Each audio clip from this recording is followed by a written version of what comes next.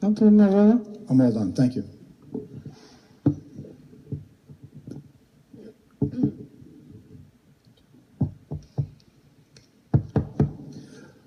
Thank you, Council President. I just want to start off on a personal note. My dad had a real bad fall in December, and the Warwick Fire Department showed up to our house, and to his house. It was like 2 in the morning. I rushed over. My dad's in his 80s, and there's one thing that I can never criticize about the Warwick Fire Department, which is his Class A service. I mean, the equipment, the guys that came to the house were Class A. They knew exactly what to do, how to put them on a backboard, how to put a neck brace on, compassionate. There's not much more I can say as far as how good the service was. And I'm proud to have a fire department like that, and I think you guys should be proud of yourselves too, because you just go above and beyond. And I think as long as I've been on this council, we've probably collectively as a city supported your department more than any other department in the city.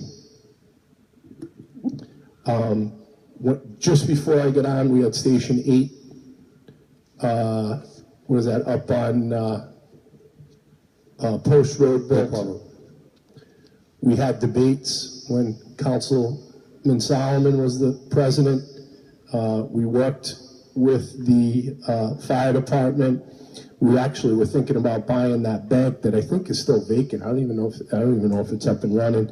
And we ended up working with the fire department on the number of bays and building a brand new Station 1 with a command center that's probably the best in the state of Rhode Island. It's just impressive when you walk in there. It's better than the National Guard, okay, that center. And then the mayor had set up a committee, and I was proud to serve on the committee to talk about Potawatomi. And I worked with Chief Rowan and Chief Chaudière to go over the numbers. That was probably in the 2005 area.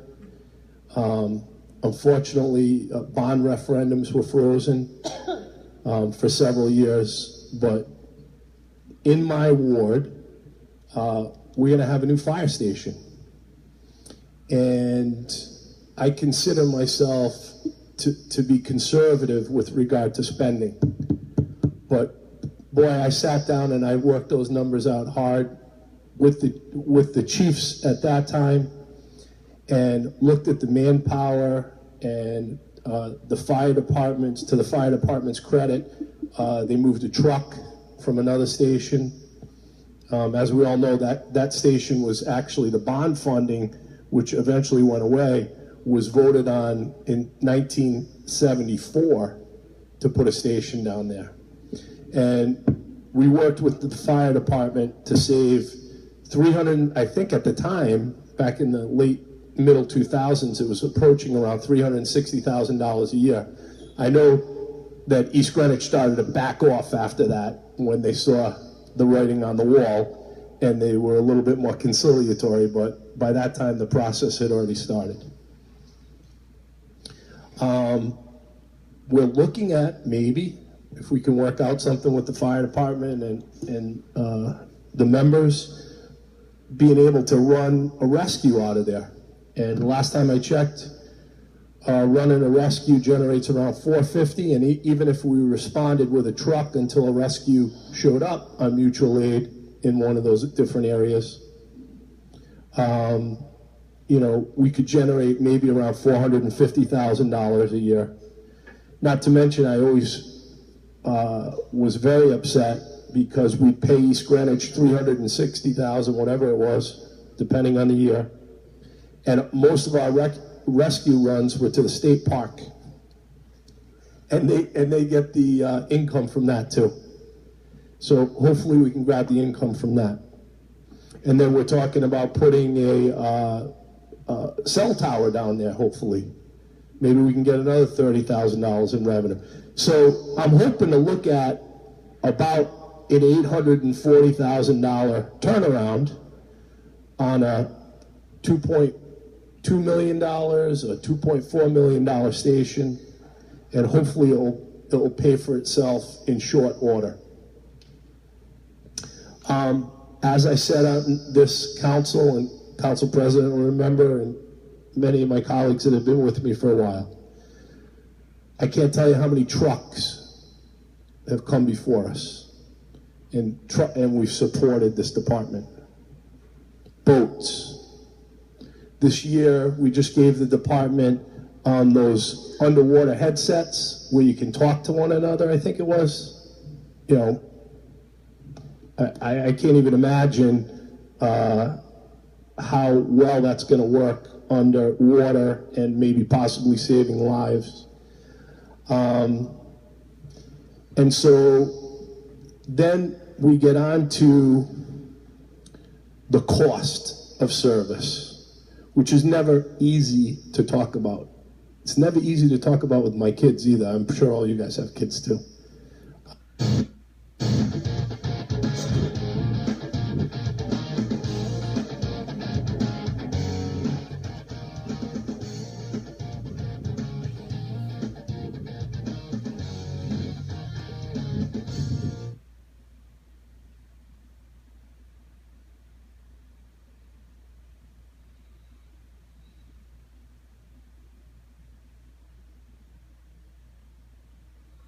Imagine beautifully decorated walls like this without a single nail hole. It's easy thanks to Command Picture Hanging products from 3M. These Command Picture Hanging strips lock and relock, which means you can reposition your pictures so they're perfect every time. And if you change your mind, they come off cleanly without damaging your walls. Command sticky nails are perfect for pictures with wire wraps, sawtooth hangers, or keyholes. So don't be afraid to decorate. Take command of your space. Command products from 3M.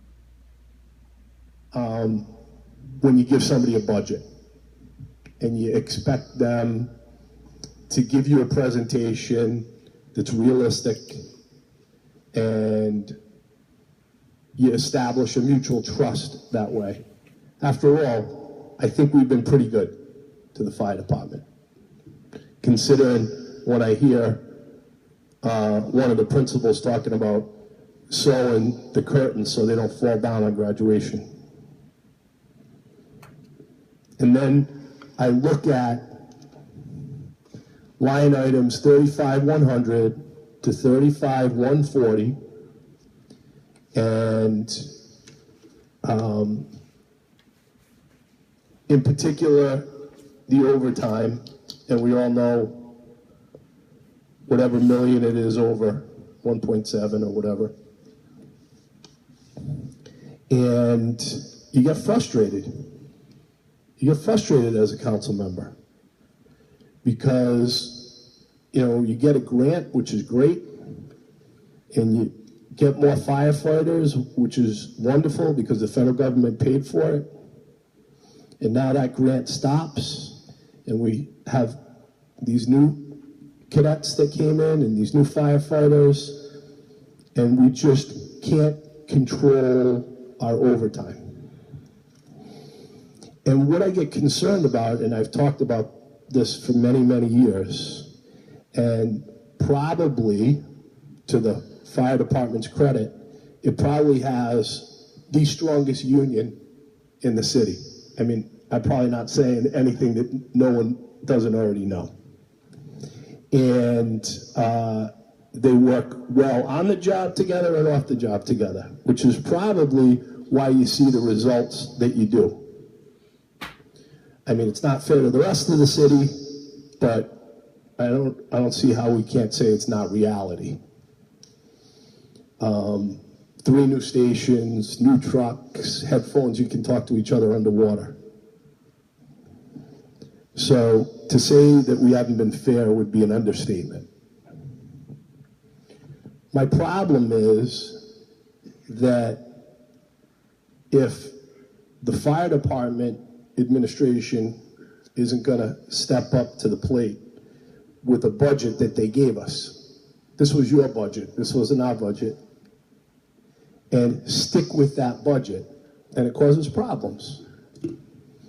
And one of the problems that I see, in particular, with the fire department, police department, and to some extent the municipal workers, is many years ago, councils were convinced, because people were going out on 66% disability pensions, that we should allow people to retire after 20 years and it would be a savings because that person would go out on 50% instead of 66%. And so what happened, and I'm just going to give you an example, somebody could start at 20 and somebody's retired at 40, maybe somebody else is retired at the age of 60, and maybe somebody's still collecting at the age of 80.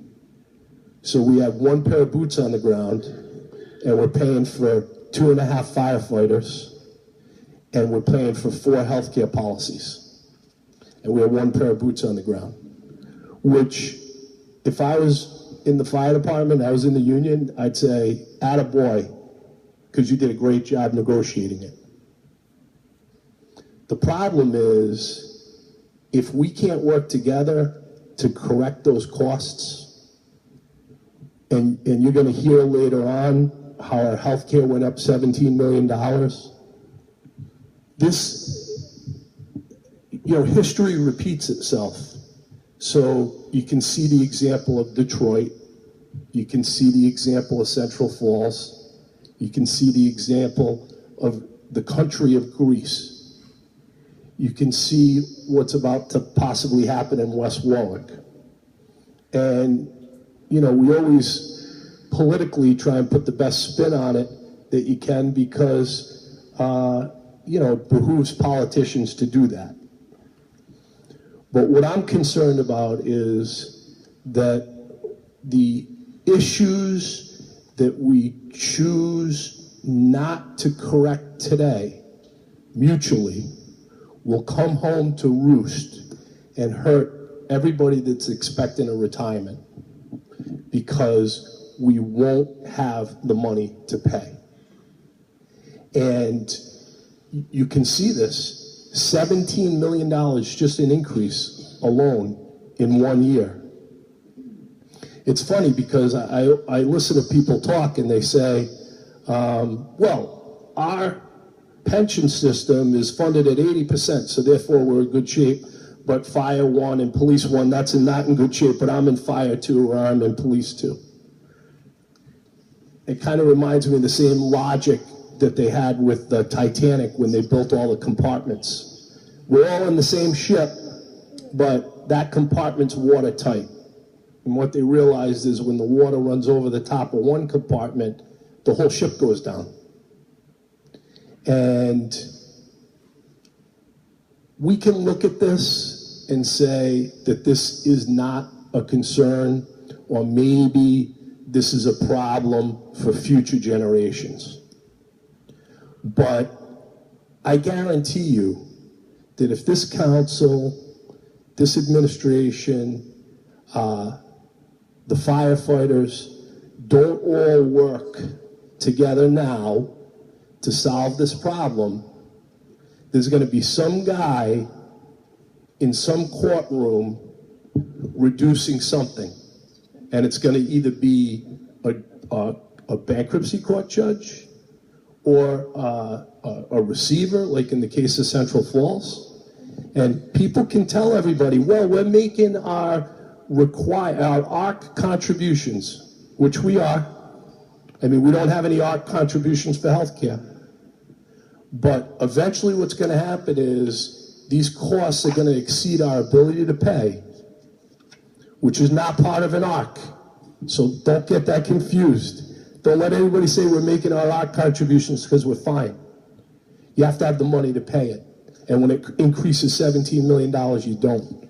And so what I'm concerned is that we're lying to the members of the fire department about the security of their future. And when they go to retire, I don't want them to end up like Central Falls, where they get their pension cut in half. But this is just this councilman's opinion. They're so strong and well organized that people look the other way. And if this happened in any other department where we're, $1.7 million owed, in Mr. Picosi's department, I didn't see anything like this. And I'm very, very concerned. People don't like to talk about it. It's not a pleasant subject, but it's reality. And I think the administration and the unions need to get together and address this, because if we don't, I'm guaranteeing you somebody else will. Thank you.